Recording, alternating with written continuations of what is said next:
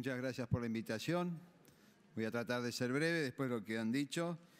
Y agradezco esta invitación para poder exponer libremente y en democracia mi postura a favor del aborto.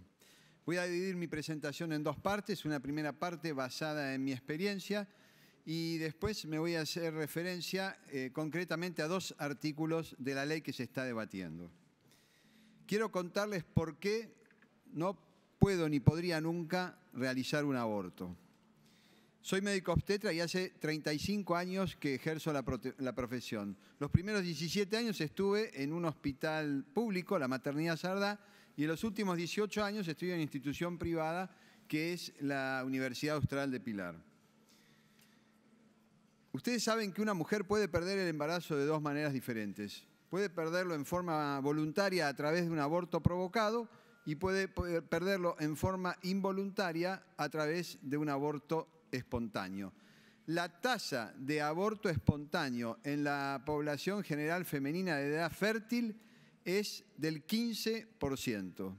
Cuando yo comencé mi residencia en el año 83, en la Maternidad Sardá se hacían entre 6.500 a 7.000 partos por año y perdían su embarazo anualmente entre 900 a 1.000 mujeres. Quiere decir que atendíamos todos los días entre 2 y 3 mujeres que habían perdido espontáneamente su embarazo.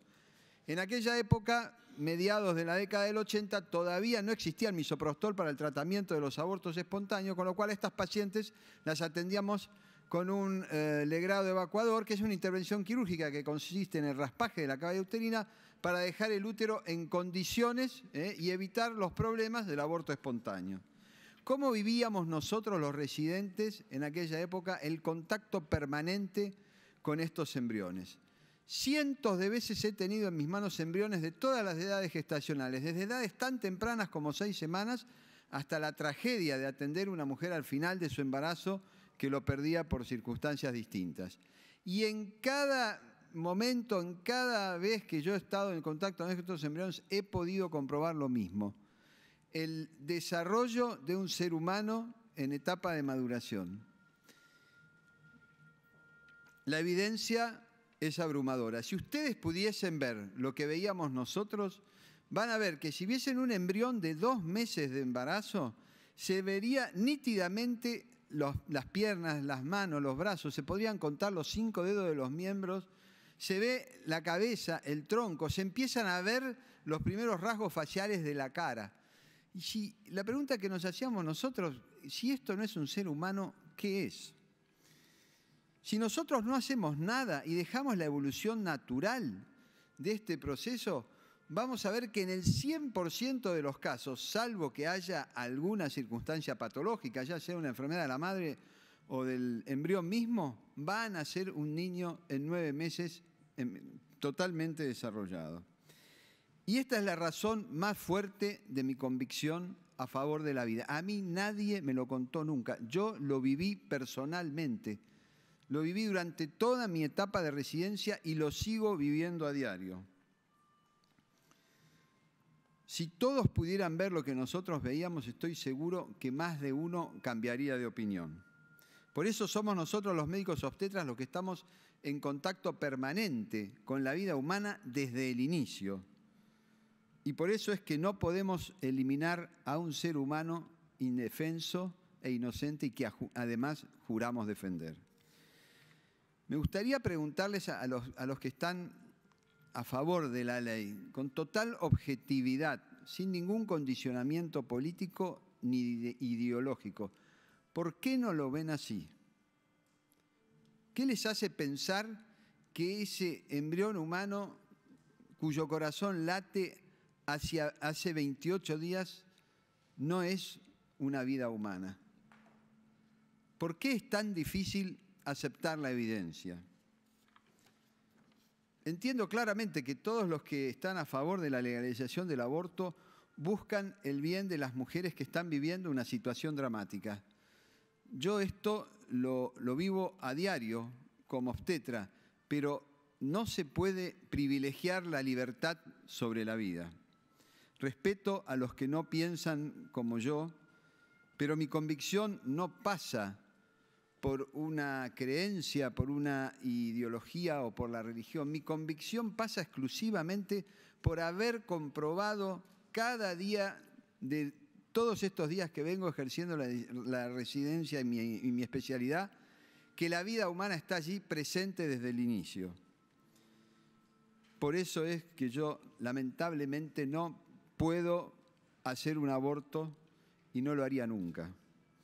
Quiero referirme puntualmente ahora a dos artículos de la ley, el artículo 7 y el artículo 13. El artículo 7 habla de los supuestos y dice que después de las 14 semanas, toda mujer o persona gestante tiene derecho a la interrupción legal de su embarazo bajo 3 supuestos. Violación, sin declaración jurada, en caso de que esté en riesgo la vida o la salud, entendiendo la salud como derecho humano, y en caso de malformaciones incompatibles con la vida. El punto 2, cuando está en riesgo la vida o la salud, entendiéndose la salud como derecho humano, se refiere a la definición de salud de la OMS, que dice que salud es el estado de bienestar físico, psíquico y social, y no solamente la ausencia de enfermedad. Esto significa entonces que cualquier mujer o persona que tenga algún riesgo físico, psíquico o social podrá solicitar el aborto en cualquier momento del embarazo, porque la ley no está dando plazos. Imaginemos o supongamos una mujer, por ejemplo, que está embarazada de 30 semanas y que por cualquier circunstancia, ya sea un problema con su pareja, un problema de trabajo, cualquier tipo de problema, decide por riesgo psíquico o social la interrupción de su embarazo. Yo no sé si mucha gente que opina, y totalmente con razón, pero a veces el hecho de no haber visto nunca un aborto, el hecho de no haber visto embriones o no haber visto embarazos en distintos estadios, hace que uno no pueda hablar con conocimiento de causa. Yo, por mi profesión, he estado en miles de estas situaciones. Y yo no sé si ustedes saben lo que es un embarazo o un bebé de 30 semanas. 30 semanas es lo mismo que decir 7 meses. Es un bebé que pesa aproximadamente entre 1.500 y 1.600 gramos. Pero es un bebé que al nacer ya llora, se mueve, patea, abre los ojos. Entonces, realmente, esto me ocurre en el hospital donde yo trabajo. En estos años, cientos de veces hemos atendido embarazadas que han tenido sus bebés prematuros. Y la verdad que estos bebés, con una buena neonatología y un buen cuidado, en un mes y medio, la mayoría se van a su casa en perfectas condiciones, sanos y sin secuelas. Entonces, señores senadores, vamos a permitir que cualquier justificación de riesgo de salud psíquica o social permita el aborto de niños viables y sanos que pueden vivir sin ningún problema fuera del útero materno. Esto no es una exageración, son las palabras de la ley en revisión en este Senado. Con respecto al artículo 13 del proyecto de ley, el mismo habla de la responsabilidad de las instituciones de salud y establece claramente que debe garantizarse a la mujer o persona gestante la utilización de la mejor práctica abortiva disponible según las recomendaciones de la Organización Mundial de la Salud. Estas recomendaciones de la OMS están en la guía, que es un documento sobre abortos sin riesgos, guía técnica y de políticas para el sistema de salud del año 2012 que cualquiera puede leer en internet poniendo abortos sin riesgos. Esta ley, si se aprueba, obligaría a los profesionales y establecimientos de salud a un procedimiento para matar a todos los niños por nacer previo a la realización del aborto cuando tengan más de 20 semanas de gestación. La palabra matar es fuerte, me hubiera gustado no usarla, pero es la que utiliza la OMS, a cuyos procedimientos remite el proyecto de ley. Escuchen por favor lo que dice la guía de la OMS en su página 40, lo voy a leer textualmente. Cuando se utilizan métodos médicos de aborto después de las 20 semanas de gestación, debe considerarse la inducción de la muerte fetal antes del procedimiento. Esto significa que cuando se utilizan comprimidos de misoprostol para abortos de más de 20 semanas, Antes de colocarse las pastillas, es recomendable matar al feto porque éste puede nacer con vida. Conviene además subrayar que a partir de la semana 22 este niño sería viable fuera del útero. ¿Y por qué abortarlo y no hacerlo nacer y darlo en adopción si ya es viable? Esta era la idea que parecía tener la propuesta del diputado Iglesias, pero que fue rechazada.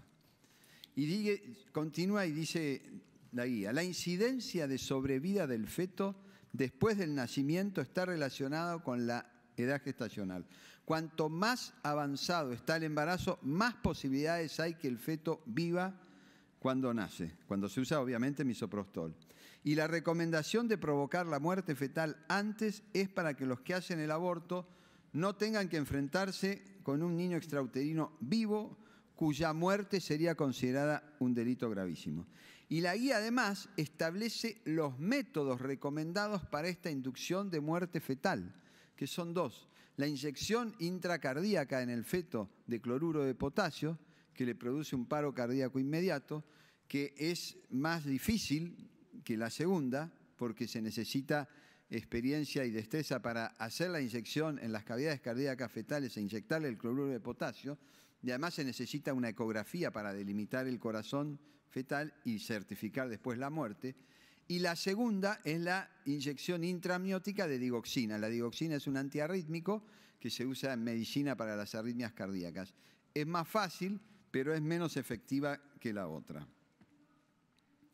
Señores senadores, no podemos permitir este procedimiento tan aberrante en la Argentina. No he exagerado ni un ápice lo que le dijo, lo que acabo de decir. Está en la guía de aborto sin riesgo de la OMS, página 40, la puede ver cualquiera. Saquen ustedes sus propias conclusiones. Solo este punto demuestra de forma contundente la absoluta irracionalidad de esta ley. En conclusión, no solo esta ley permite lo que la ciencia demuestra que es una vida humana entre las 0 y las 14 semanas, sino que además habilita el aborto en cualquier momento del embarazo. Algo a todas luces inaceptable. Y reitero el texto de la OMS: debe considerarse la inducción de la muerte fetal antes del aborto. Esto es para que aquellos que hacen el aborto no tengan que enfrentar a un niño vivo. Si no mataríamos a un niño recién nacido que llora frente a nosotros, ¿por qué estaríamos dispuestos a hacerlo segundos, minutos antes, cuando está ese mismo niño adentro del vientre de su madre? Un niño, mediando segundos entre una cosa y otra. Sabemos lo que es un niño. La OMS lo sabe. Yo lo sé. Ustedes lo saben. ¿Vamos a votar esta ley? Gracias. Gracias, doctor. ¿Alguna pregunta? Senadora Fiore.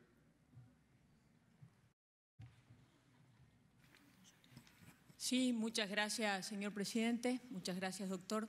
Le quería hacer una pregunta porque se habla de cifras y de las mujeres que mueren a causa del aborto, y se ha planteado que este proyecto de ley lo que haría es reducir incluso el tema de los abortos. ¿Cuál es la opinión suya, tanto respecto de estas cifras como el objetivo que tiene esta ley, que es generar menos muertes de mujeres por los abortos clandestinos que ocurrirían en nuestro país o que ocurren en nuestro país? Bien, senadora. Bueno, el gobierno en este sentido ha pedido un debate serio, maduro y responsable desde el inicio. No podemos tener un debate serio y maduro si no tenemos o si no contamos con las cifras más veraces posibles.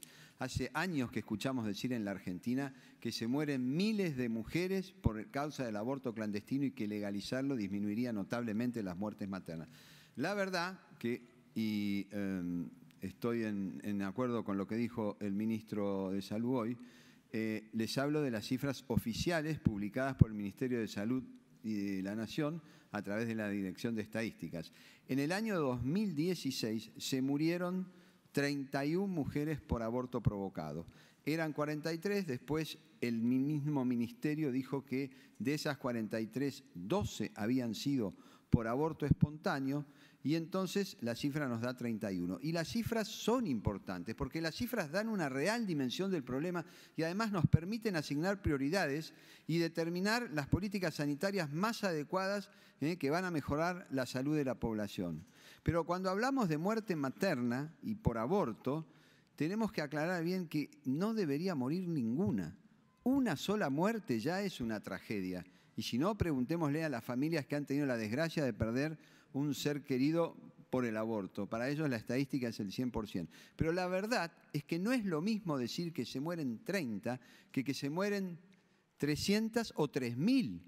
Entonces, hay otras causas de muertes maternas que son entre 10 y 20 veces más importantes. Entonces, uno a veces se pregunta, ¿por qué no se pone el mismo énfasis en estas causas?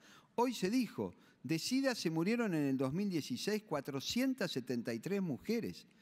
Se suicidaron 585 mujeres jóvenes. Hubo 912 muertes por accidentes de tránsito. Entonces, realmente hay que poner las cosas en su contexto. Y yo no digo que sea importante y no quisiera, repito, que se muera ninguna mujer. Pero tenemos que ser bien serios con las cifras. Senadora Elías. Hola, doctor, bienvenido. Gracias. Me gustaría que me des tu opinión sobre el tema de la objeción de conciencia individual y la objeción de ideario institucional que tiene el proyecto, por favor. Bien, muchas instituciones tienen un ideario y dentro de este ideario uno de los objetivos fundamentales o una misión fundamental es la defensa de la vida desde la concepción hasta la muerte natural. Entonces, no podemos obligar a estas instituciones que tienen como principio fundacional la defensa de la vida. Yo pertenezco a una institución que cuando empecé a trabajar desde el inicio, el Hospital Austral, en el año 2000, no me preguntaron si yo era católico, cuál era mi ideología política, no me dijeron nada. Lo único que me dijeron es, mirá, en esta institución tiene una misión. Esta misión es que está comprometida con la búsqueda de la verdad y en la cultura de la vida, desde el inicio hasta el final. Nosotros les pedimos a los médicos que trabajen en esta institución que estén de acuerdo con este ideario, porque si no están de acuerdo es mejor que trabajen en otro lado. Entonces yo creo que yo como médico tengo derecho a la objeción de conciencia. Nadie me puede obligar, por mi convicción, por lo que les acabo de decir, lo mío lo viví personalmente, nunca nadie me lo contó. Entonces es imposible que yo haga un aborto porque estoy convencido que estoy eliminando una vida humana. Y entonces, en la misma institución que yo trabajo, cuando todo ese grupo de médicos hace ya más de 20, 25 años pensaron e idearon el hospital con un principio, también tienen derecho esas instituciones a mantener sus principios. Y entonces lo mejor es que si alguien va a esa institución y no está de acuerdo con los principios, es que se vaya a trabajar a otro lado. Senadora Sagnum.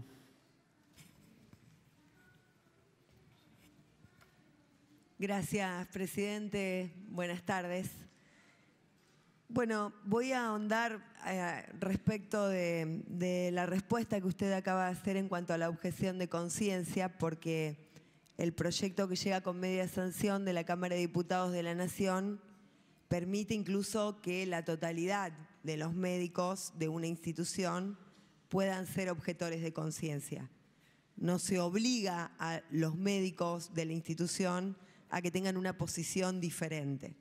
Me parece que la pregunta de la senadora tenía que ver con la objeción de conciencia institucional, de manera tal de que si en esa institución en la que usted trabaja todos los médicos fueran objetores de conciencia, se hubieran inscrito como objetores de conciencia, no estarían obligados a practicar ninguna interrupción voluntaria del embarazo, simplemente a garantizar el traslado para que la práctica se pueda llevar a cabo en otro lugar. Por lo tanto, de ninguna manera se violentaría la facultad, la libertad que tiene como médico para no llevar adelante esa práctica.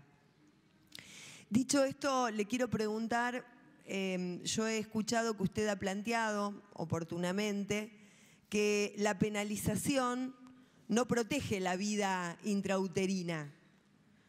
Mi pregunta concreta es, ¿cree usted que hay que mantener la penalización en cuanto a la interrupción del embarazo?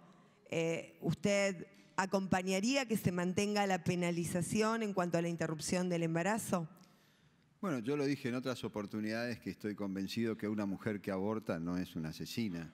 Y la verdad es que la mujer que aborta, creo que si la enviamos a la cárcel estaríamos sumando un problema más con toda la tragedia que ya está viviendo. De hecho, en la Argentina, en los últimos años, creo que, no sé si hubo un solo caso, pero si no, las mujeres no van presas por realizar el aborto. Se habla de lo que se llaman penas alternativas, es decir, la probation o inclusive en la misma ley establece que si hubiese una pena para la mujer, el juez podría, en base a la situación que está viviendo la mujer, morigerarla. Pero no pienso que una mujer, yo creo que la mujer que hace un aborto hay que ayudarla, hay que acompañarla, pero no creo que haya que enviarla a la cárcel o penalizarla de esa manera. Y por último, la última pregunta es, frente a esta situación, usted plantea en ese caso la despenalización, lo está planteando expresamente, ¿qué hace el Estado frente a la clandestinidad? Porque si se plantea la despenalización por un lado, el Estado ¿cómo va a responder a aquella mujer que quiera practicar la interrupción del embarazo? No se la pena, pero se le obstaculiza el acceso a la práctica. Bueno, nosotros en la Universidad Austral hemos hecho todo un programa, una alternativa para el aborto que tiene 5 puntos, que yo ahí tengo 2 de esos trabajos o estudios que se ha hecho, y en realidad la alternativa que propone la Universidad Austral es una alternativa de 5 puntos que se basa fundamentalmente en educación sexual integral, educación en valores, en contención de la mujer y sobre todo de su entorno traumático, en la protección del embarazo y parto seguro, sobre todo en las mujeres que están, digamos, en situación de vulnerabilidad, que llegan tarde a la consulta, y asegurarles a esas pacientes en las cuales está aumentada la mortalidad materna, asegurarles las condiciones que hoy hablaban, las CONE, las condiciones obstétricas y neonatales esenciales de atención, sistemas seguros, parto seguro, en instituciones donde haya sangre, donde haya posibilidades de solucionar cualquier problema. El 4º punto era el apoyo de estas mujeres vulnerables, pero no solamente un apoyo sanitario, médico, económico, sino un apoyo afectivo. Hay un trabajo hecho en España en el año 2005 en 17 ciudades de España, donde se hizo una encuesta a 3.000 mujeres que hicieron el aborto entre los 15 y los 40 años. El 87% de estas mujeres dijeron que llegaron al aborto porque se sentían que estaban desde el punto de vista afectivo desamparadas. En primer lugar, por su pareja, después por sus padres y después por sus amigos. Y más del 98% dijo que no se les había dado ninguna alternativa a estas mujeres para no abortar. Senadora Brizuela. Gracias, presidente. Buenas tardes, doctor. Buenas tardes. Gracias por venir. Primero agradecerle porque una de las preguntas que le iba a hacer era cómo se hace un aborto de un embrión de 22 semanas. Y bueno, usted nos contó de la guía de la OMS. La verdad que, bueno, nos quedó más que claro. 2 cosas quería preguntarle en consecuencia. Primero, si nos puede referir de las secuelas que quedan en las mujeres después del aborto, tanto psíquicas como físicas, de los riesgos, digamos, del aborto. Y la otra cuestión que quiero pedirle que nos comente, usted en otras intervenciones hizo referencia a una investigación realizada por el doctor Koch que demuestra que la legalización no tiene relación con la disminución de la mortalidad materna. Si nos puede contar un poco sobre esa investigación. Le cuento esta última primero. El doctor Elarcoche es un eminente investigador chileno, brillante, ha ganado un montón de premios, ha estado en la ONU hablando de todas estas cuestiones. Él hizo un estudio de mortalidad materna que abarcó 50 años en Chile, sobre estadísticas vitales, desde 1957 a 2007. Y él estudió y vio que la mortalidad materna en todo ese periodo había bajado en Chile 93.7, casi un 94%, sin estar legalizado el aborto. Y el doctor Elarcoche atribuyó este cambio, que también lo vieron en Uruguay, fundamentalmente a la educación. A otras situaciones como el acceso a mejor calidad de atención médica, el acceso a agua potable, a cloacas, pero básicamente era la educación.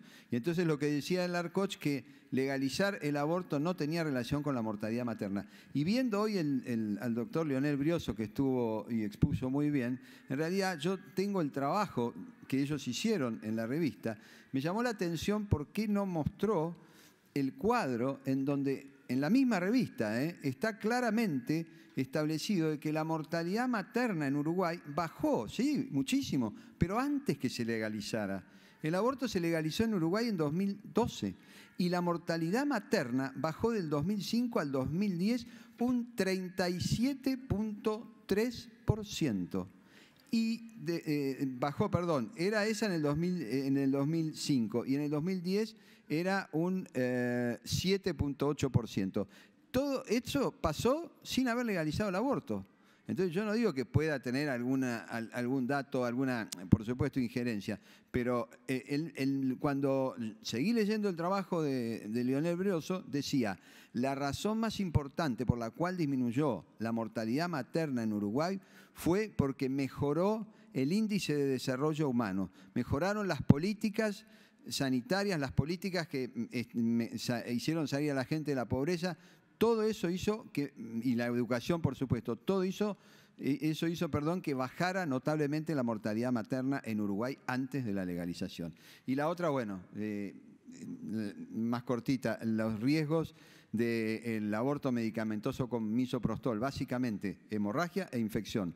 El 30% de los abortos provocados con misoprostol requieren internación. El año pasado, 2016, en Rosario, dicho por el secretario de Salud, el doctor Leonardo Caruana, hubo 550 abortos provocados, o sea, interrupciones voluntarias del embarazo, y se internaron 169 mujeres. Lo que hacen la cuenta le da 30.7% de internación, o sea que, digamos, no es tan seguro, tiene sus riesgos, y los riesgos básicamente están dados por la hemorragia y por la infección en caso de que no se constate que el útero quedó vacío y haya restos embrionarios que puedan determinar una infección posterior. Senador Aguilar. Sí, gracias, presidente. Yo para hacer un comentario sobre lo que decía el doctor, pero también sobre el debate más en general que se estaba planteando. Yo creo que el punto de la educación es por todos compartidos, ¿no es cierto? Por lo cual me parece que seguir abundando sobre lo mismo tiene poco sentido, porque todos estamos de acuerdo sobre el tema de educación. Es como si dijéramos que para evitar los accidentes de tránsito hay que dar mucha educación vial. Y sí, hay que dar mucha educación vial. De cualquier manera, algunos accidentes de tránsito va a haber. Entonces, centremos el debate en qué haríamos cuando se producen accidentes de tránsito. Porque en que hay que dar mucha educación sexual, en que hay que generalizar la provisión de métodos anticonceptivos, en que hay que favorecer valores en cuanto a la procreación responsable, creo que todos estamos de acuerdo, pero le esquivamos al tema hablando de lo mismo. El punto no es ese. El punto es, cuando hay accidente de tránsito, ¿qué vamos a hacer? Por más educación sexual que demos, va a haber embarazos indeseados. En ese caso, ¿qué vamos a hacer? Perdón, pero no terminé, no estoy buscando una respuesta, estoy haciendo una reflexión general nomás, doctor. Entonces, me parece que eso es importante porque siento que es una forma de esquivar el debate, hablar de que hace falta educación sexual. Está claro que hace falta educación sexual, igual va a haber accidentes de tránsito. hablemos de qué vamos a hacer cuando haya accidente de tránsito. Y el segundo punto tiene que ver con lo siguiente. Se habla reiteradamente de acompañar a las mujeres, ¿no? Y de programas que hay, y obviamente que hay muchísimos programas y que son excelentes programas y bien intencionados y seguramente con muy buenos resultados. Ahora, a nivel sistemático, como política pública, ¿cómo pensamos programas para acompañar a las mujeres en un contexto en el cual el aborto no es legalizado? No te van a venir a decir que tienen el problema. Entonces, ¿cómo la vas a acompañar? Si no te vienen a decir, tengo el problema, ¿cómo la vas a acompañar? Vos tenés que poder tener un programa perfecto, pero justamente el hecho de que sea clandestino hace que no te lo van a venir a decir. Entonces, el problema del Estado es, en primer lugar, lograr que te lo vengan a decir. Entonces, noto que planteamos formas de esquivar el fondo de la cuestión. El fondo de la cuestión es qué hacemos cuando hay accidente de tránsito y el fondo de la cuestión es cómo logramos que te lo vengan a decir. Porque si no te lo vienen a decir, vos podés tener todas las consejerías que quieras, todos los programas de acompañamiento que quieras, no lo vas a poder poner en práctica. Salvo casos particulares de experiencias muy valiosas, pero que no son políticas sistemáticas como las que tiene que diseñar el Estado. Entonces, una alternativa que te lo vengan a decir es la de la legalización. Entonces, te lo tienen que avisar 5 días antes. Entonces, ahí podés acompañar. Si no, no vas a poder acompañar.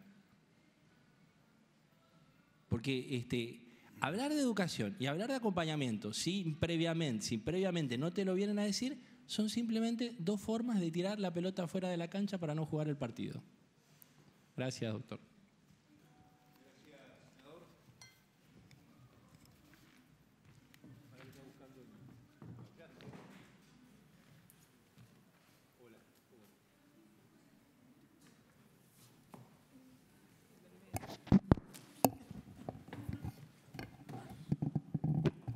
Gracias, senador. Senador Burrich. También para una reflexión en línea con el senador Aguilar, que es, hay otros problemas que también generan muerte que deberíamos empezar a discutir la legalización entonces, que es las adicciones, ¿no? Mueren decenas de adictos por sobredosis y una manera sería que en cada hospital hubiera un lugar donde médicos le proveyeran esas drogas y controlaran cómo las toman para que no se mueran. Creo que tenemos que empujar otros caminos. Repito lo que dije hoy, está claro, no solamente la educación, sino que el acompañamiento a la mujer, que claramente estamos en falta, claramente lo ratifico, lo vengo diciendo, pero creo que tenemos que buscar otras alternativas. La legalización simplemente no es la única alternativa y creo que podemos trabajar en conjunto buscando esas alternativas. Y le digo al senador Aguilar que hoy hay muchas organizaciones trabajando, acompañando a esas mujeres y evitan que muchas mujeres elijan ese camino. Así que quería hacer este punto. Gracias. Me está de gusto lo hace. Gracias, senador. Bueno, gracias, doctor. Muy amable.